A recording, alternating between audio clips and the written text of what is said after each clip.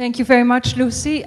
Before you all start reading and finding that you cannot find your word in it, I'd like to explain how the steering committee worked and who was represented in that committee.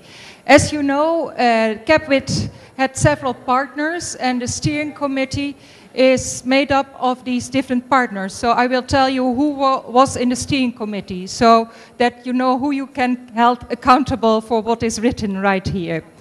We had Van Ming and Anna Torlund from UNISDR in the committee, Lorena Aguilar from IUCN, Mariko Saito from UNDP, Clara Knopp from UNEP, Rebecca Pearl from the Global Gender and Climate Alliance, Tracy Racek and Socorro Rice from UNIFEM, Kate Oren and Rachel Harris from WIDO, and Lucy was also part of the committee itself.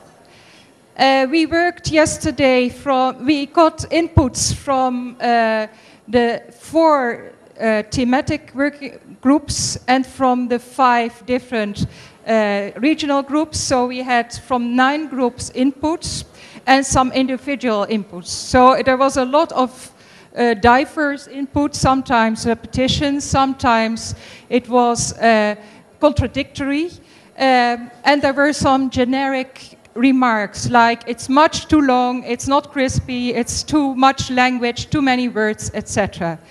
So we tried from 6:30 until 2 this night.